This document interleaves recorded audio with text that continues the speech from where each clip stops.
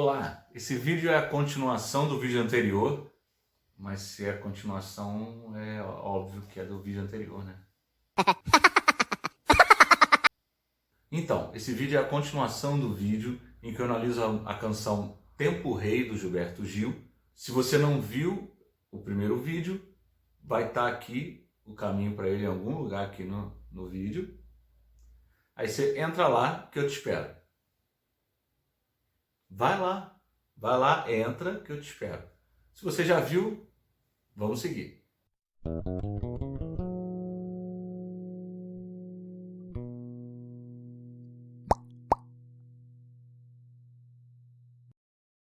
Então, dando continuidade ao assunto que a gente começou a tratar a partir da música Tempo Rei, lembrando que a música traz o tema da contínua transformação das coisas, e a partir disso é que eu trouxe essa ideia para falar justamente da formação do relevo, porque o relevo é uma dessas coisas que está em constante transformação, apesar da gente não perceber esse processo, né?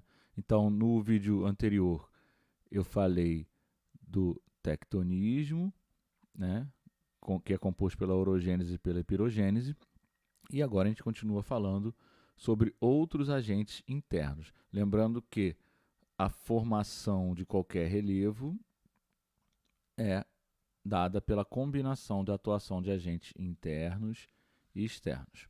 Então, continuando a falar dos agentes internos, falando agora do vulcanismo, falamos do tectonismo, que são todos os processos ligados à movimentação das placas tectônicas.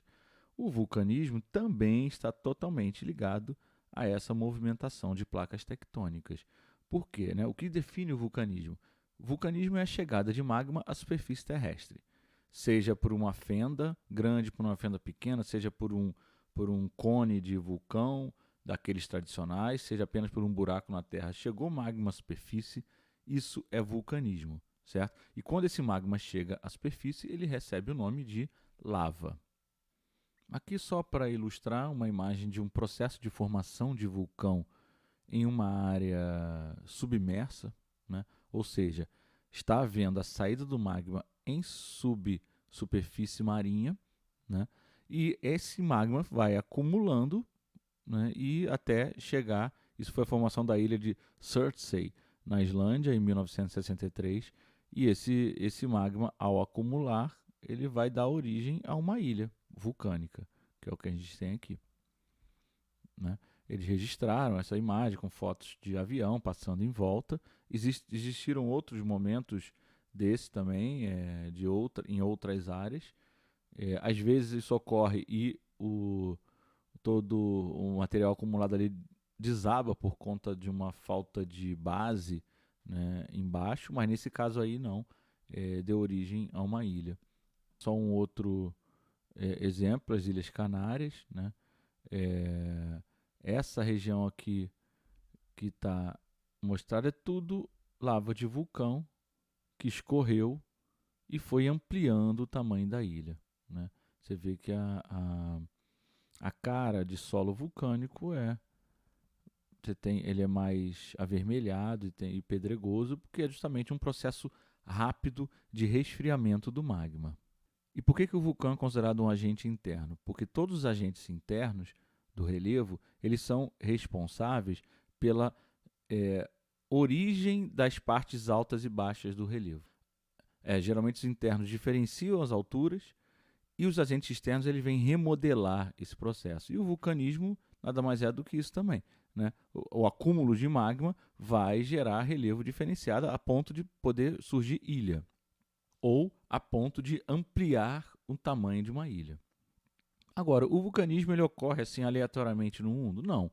Assim como o tectonismo e assim como o outro processo que a gente tem aqui, são os abalos sísmicos, que nada mais são do que os terremotos, os três agentes internos, eles são processos que estão diretamente relacionados à proximidade de limite de placa tectônica. Aqui eu tenho um perfil hipotético da superfície terrestre, mostrando placas tectônicas e o que tem embaixo dela. O que está indicado aqui como astenosfera nada mais é do que a parte do manto, né? A estenosfera é a zona de transição entre a crosta e o manto, tá?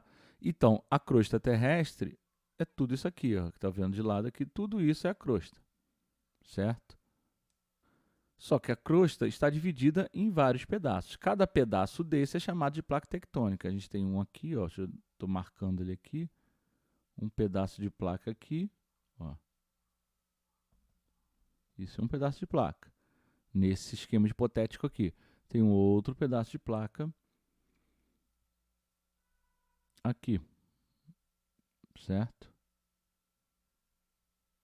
Outro aqui, né? Então tem o 1, vamos numerar aqui, a placa 2, a placa 3, eu tenho outro pedaço de placa aqui, ó, que é esse aqui, que eu vou chamar aqui de placa 4.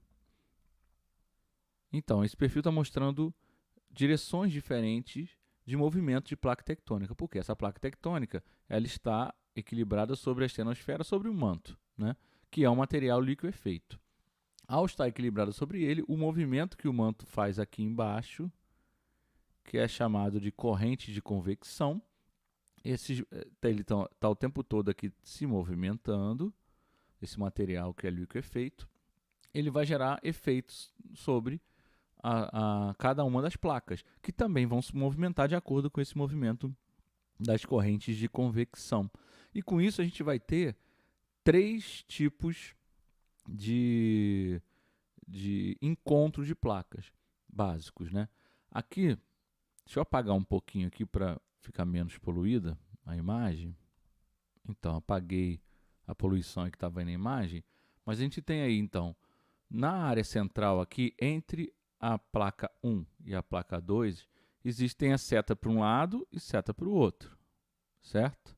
O que isso está indicando? Isso está indicando o movimento que as placas estão fazendo. Então, essa placa 1 está andando para a esquerda aqui, de quem está olhando a imagem, e a placa 2 está andando para a direita. Nessa região aí, existe, então, o que a gente chama de zona de afastamento de placas. Entre a placa 2 e a placa 3, existe o contrário. Ó. Você vê que uma seta está apontando em direção à outra.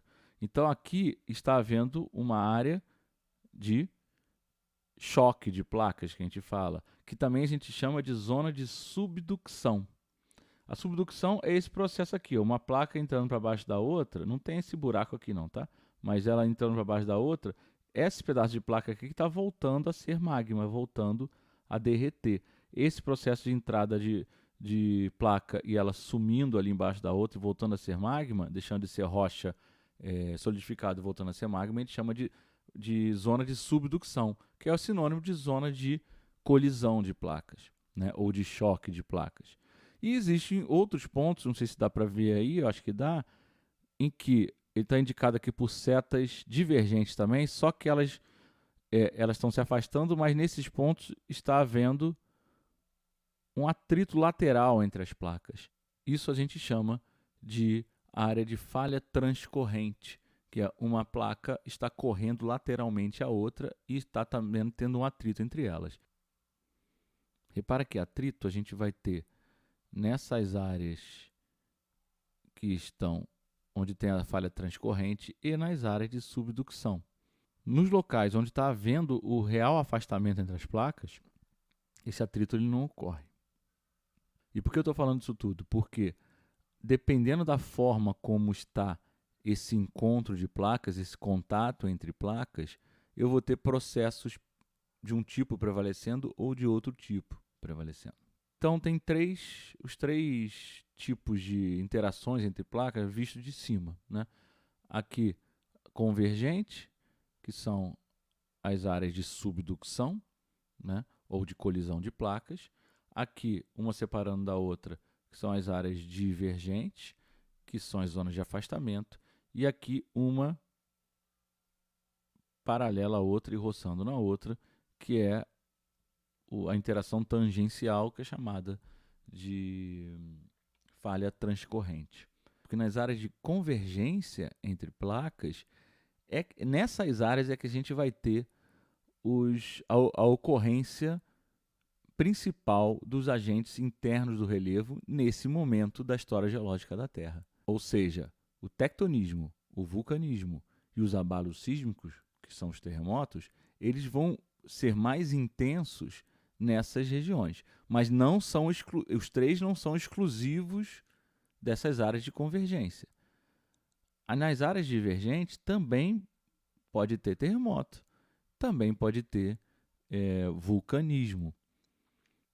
Só que a intensidade tende a ser menor, porque não há a tendência de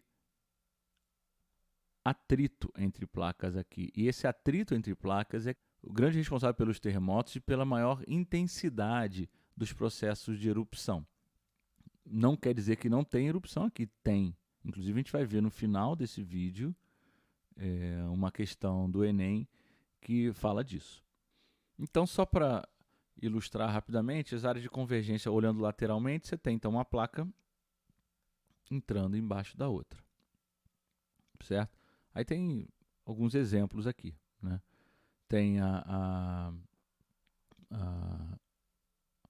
tem a região do Japão aqui, né? Aqui são as ilhas que compõem o Japão, a fossa japonesa. Tem uma placa entrando para baixo da outra ali. Tem a região do Chile, né? Perto da Cordilheira dos Andes. E tem a área onde tem a formação da Cordilheira do Himalaia. Repara aqui, ó, próximas zonas de subducção aqui representadas, nas três tem cadeias de montanha. Você tem a Cordilheira dos Andes, tem o Himalaia e tem as ilhas japonesas aqui, que nada mais são do que montanhas, só que são montanhas que se formam no fundo do mar e tem as pontas dela para fora do mar. Nesse caso aqui, as montanhas estão formadas fora do mar, no caso da Cordilheira dos Andes, e aqui nenhuma das duas placas está coberta pelo mar, né? Que é a placa eurasiana e a placa australiana. Essas zonas de convergência, nelas é que a gente vai encontrar o processo de terremoto mais intenso por causa do atrito entre elas, esse atrito em áreas mais profundas, aqui, certo? Também vou encontrar vulcões. Aonde eu vou encontrar vulcões? No meio dessas cordilheiras, porque no processo de formação dessa cordilheira, que a gente viu no vídeo, em outro vídeo, no vídeo anterior, no processo de formação dessa cordilheira, que são formadas pelo processo chamado de orogênese, pode haver a rachadura de algumas rochas mais resistentes. E essas rochas mais resistentes, ao serem dobradas, elas vão partir e vão abrir uma zona de contato entre a superfície e a área mais próxima do manto, por onde vai sair o magma. Então você tem vulcões aqui, e esses vulcões são aqueles vulcões que a gente conhece mais tradicionais, né? Que a gente tem aquela visão do vulcão em forma de cone. Nas áreas divergentes, a gente também pode ter vulcão, né? Só que o vulcanismo ele é causado pelo processo contrário, não é pela convergência de placas, que uma placa empurra a outra e dobra e racha, e aí tem a formação do vulcão. É o contrário. Uma placa está indo na direção contrária da outra. E isso vai abrir fendas aqui entre uma placa e outra. E por essas fendas é que vai sair magma, que vai solidificar um pedaço numa placa e um pedaço na outra, mas vai continuar existindo a fenda, aquela rachadura ali, né?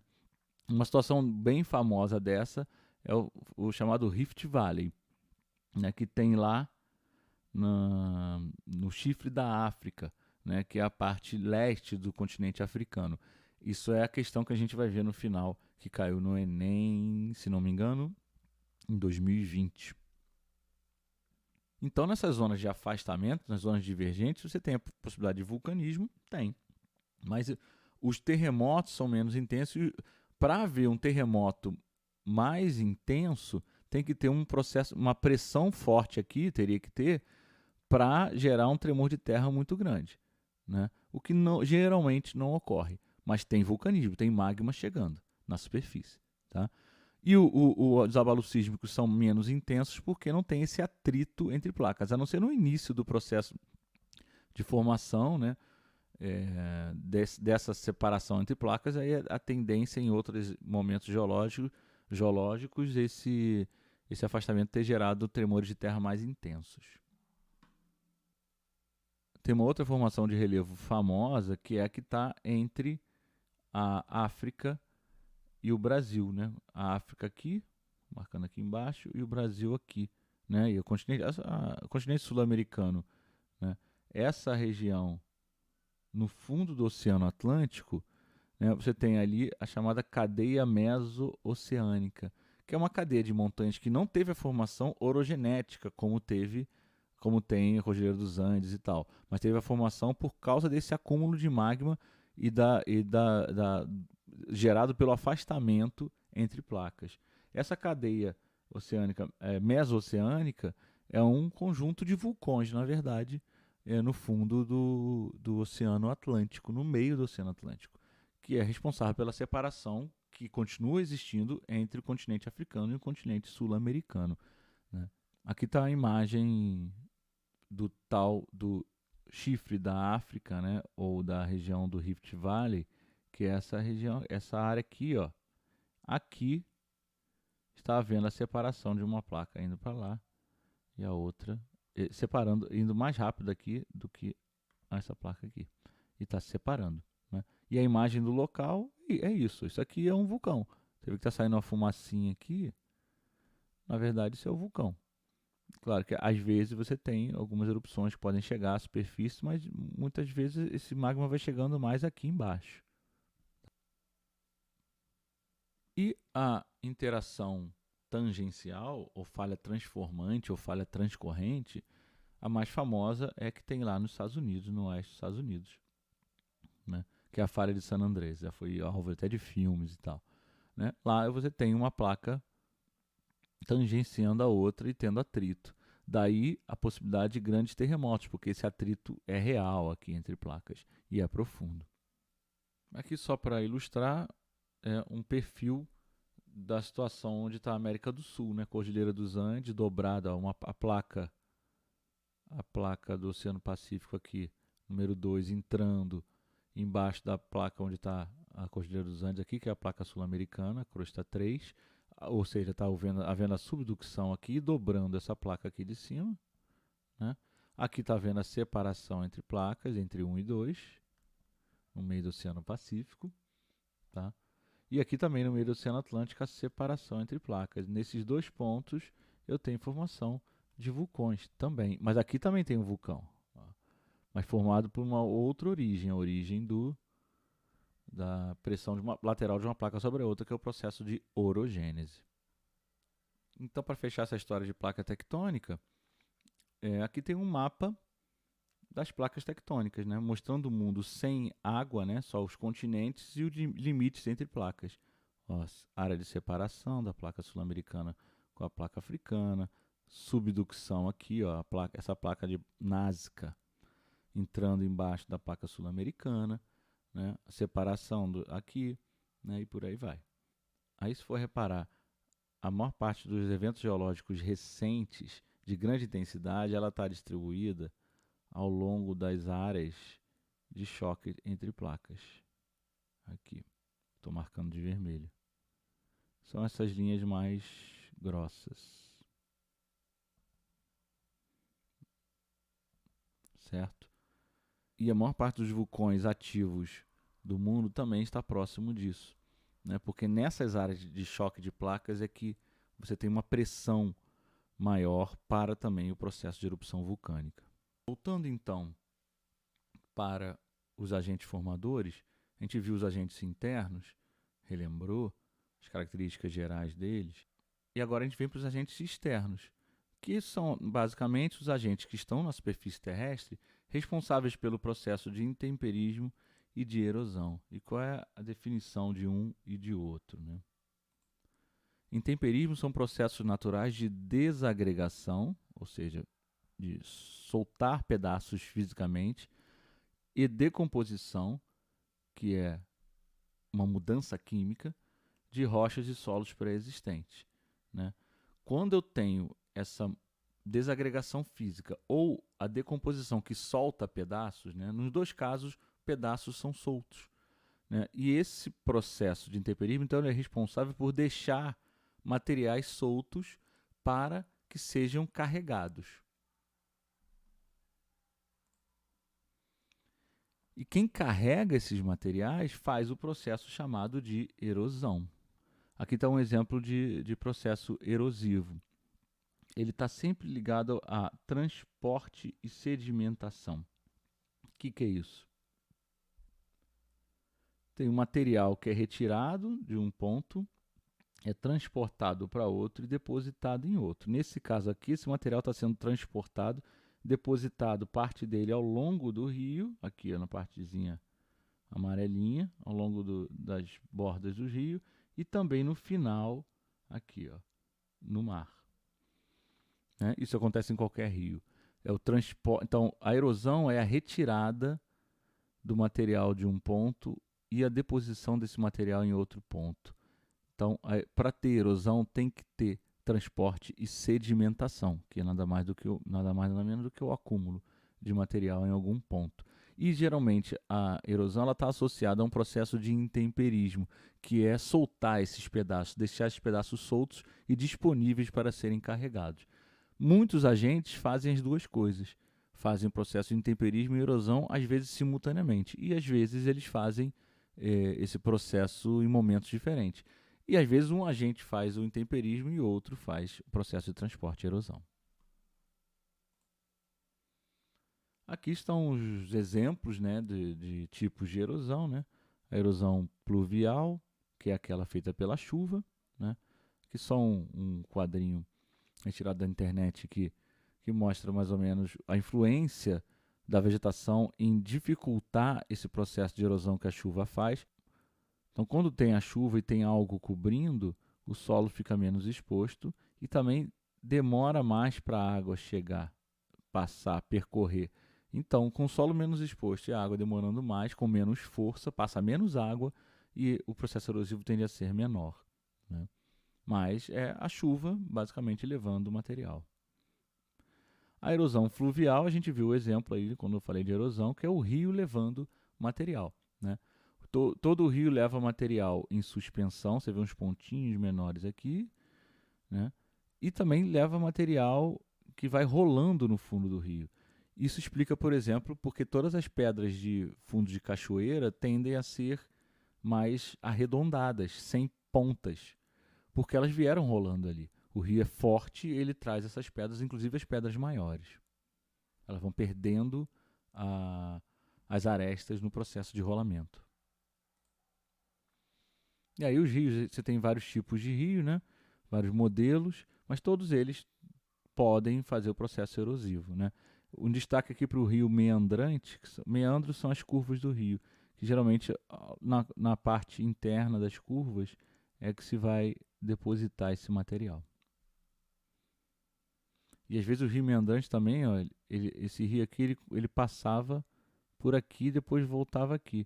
Aí ao longo do tempo, em algum momento a água ficou mais forte e fez ele passar diretamente por aqui e abandonou esse braço aqui. Erosão eólica, erosão que erosão eólica, erosão que o vento faz, né? O vento sopra e tira pedaços e leva para algum lugar e acumula em algum lugar. Normalmente em locais onde a erosão eólica é forte, você encontra esses chamados relevos residuais, né? Que ele gera a erosão diferencial, né? Ou seja, são os pontos do relevo mais resistentes à erosão do vento. Um ambiente bem característico também de erosão eólica são as dunas, por exemplo. Erosão marinha, erosão que o mar faz. Né? Um exemplo aqui de áreas de falésias, essas aqui são falésias, paredões rochosos, o mar está aqui batendo e enfraquecendo e tirando pedaços. E vira e mexe, ele tira pedaços aqui de baixo e as coisas aqui de cima desmoronam. Né? E aqui é um exemplo bonito na Austrália de pedaços que ficaram, que resistiram a esse processo erosivo. O que indica que provavelmente no passado, isso tudo aqui ó, era a praia. E aí o mar foi ganhando espaço e erodindo, levando material para dentro e cada vez mais. E sobraram esses pedaços aí. Aí um outro exemplo de falésia, só que aqui no caso no Brasil, no sul da Bahia. Erosão glacial a gente não está acostumado a ver aqui no Brasil,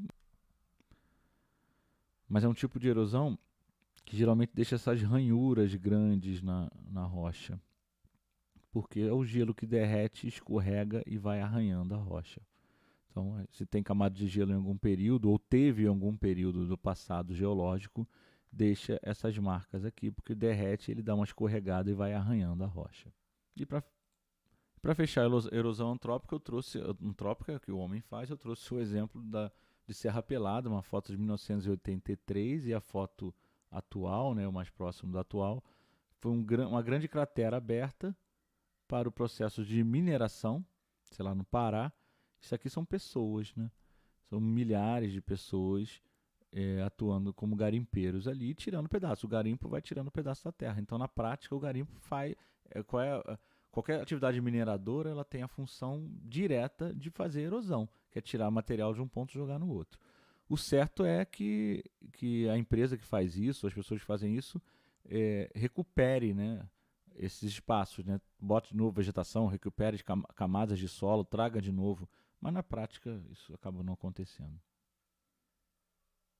Então aqui a gente tem a questão 67 do Enem, de 2020. Está mostrando justamente aquela área que a gente viu no início do vídeo, né? Vale da Grande Fenda, ou Rift Valley, e vulcões. Mostrando vulcões aqui, né? E o vale. E aí a pergunta é simples. Os aspectos físicos apresentados originaram-se da atuação da força natural de, né? Ou seja, qual foi o processo natural que gerou esse aspecto físico de existência de fenda e de vulcões. Repara que tanto a letra A como a C, a D e a E fazem referência a processos todos associados a áreas de subducção, áreas de colisão entre placas, né? Ó, colisão entre placas, áreas convergentes, né? Subducção, formação de cadeias montanhosas, que tem a ver com a orogênese, que é de áreas de subducção, áreas de convergência, metamorfismo de bordas continentais. O que é o metamorfismo? É a transformação das rochas sedimentares ou magmáticas em rochas metamórficas, que ocorre quando as rochas estão sendo dobradas. E esse processo de dobramento tem a ver com a orogênese, com a colisão de placas, com a subducção. E a única opção que sobra que não tem a ver com isso é o rifteamento da crosta terrestre. O que é rifteamento? Formação de fendas. Então, a formação dessas fendas, a separação entre placas, é que vai gerar a formação desses vulcões e dessa grande fenda aí, né? Rifteamento, formação de fendas da crosta terrestre, uma placa se afastando da outra, certo? Então é isso, valeu e fui!